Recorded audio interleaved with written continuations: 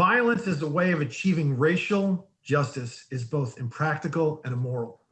It is impractical because it is a descending spiral ending in destruction for all.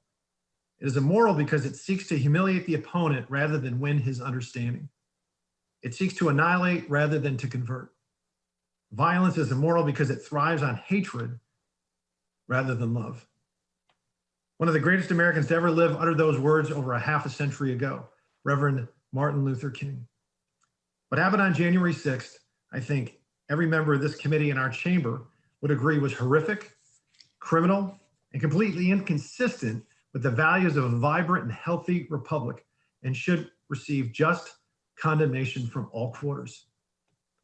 What we should be doing today, and for that matter, what leadership of this chamber should have been doing for the past 4 months, is trying to find out what happened on January 6th and why. What accounted for the massive security failure and who was truly at fault for that failure. How could an unorganized mob of strangers, most unarmed completely, while others with flagpoles and pepper spray, have breached the United States Capitol? The best and most effective way to answer these questions is to take the obvious political theater out of the equation altogether. If the events of January 6th received bipartisan condemnation, which they did, then the best way to discover the causes for the riot itself and for the security failures that allowed the breach should be through a bipartisan commission.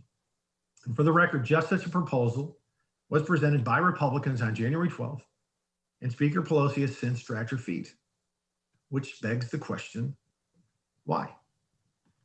This delay and lack of leadership is inexcusable. I was one of the last to leave the chamber on that fateful day. And I'll tell you straight up with full candor, I didn't know it was on the other side of that door.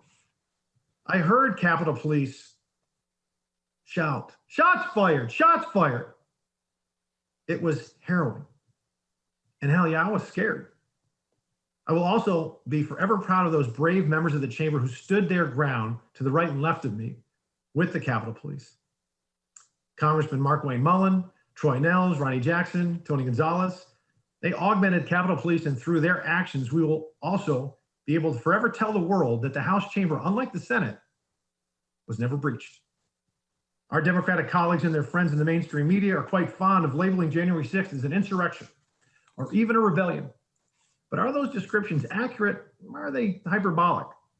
To be sure, January 6th, an unruly and dangerous mob of about 400 broke the law, criminally trespassed, committed various other crimes, and endangered the health, safety, well-being, and lives of many innocent people. As mobs so often do, they resorted to the lowest common denominator and devolved from peaceful protesting to violent actions. Mobs are not only unruly, they're stupid as well. They're mindless and they're irrational. That's precisely why they are so dangerous. So was it a rebellion? Was it sedition? Was the mob intent on killing and overthrowing the government? Let's not allow speculation and conjecture and partisan opinion to rule the day. Let's look at what the individuals in the mob that breached the Capitol were actually charged with. Were there any charges filed for murder, attempted murder, treason, insurrection? Well, not that we could find. So was January 6th an insurrection, or could it be more accurately described as a mob of misfits committing disorderly conduct, violent entry, civil disorder, vandalism, unlawful entry, etc.? You know, the crimes that these people were actually charged with. At the end of the day, Republicans have proven themselves the only ones who have been and maintained consistency. We have condemned violence, rioting, and mayhem at every turn. We did so in the summer of 2020 during the BLM and Antifa violent riots that swept the country, 140 cities, caused $2 billion in damages, and killed 24 Americans. And we remembered the revered remarks of Dr. Martin Luther King and condemned that violence. No committee hearings, to my knowledge, have been held to examine the root causes of all that destruction and loss of life. Republicans have condemned that violence and mayhem on January 6th as well. And it was abhorrent, disgusting, beneath the dignity of respectable citizens. The best way to ensure the Capitol is never again breached is to appoint a bipartisan commission forthwith to examine the events of January 6th, and to do so without the looming and tempting fog of political gain hovering over the process. Madam Chair, I yield back.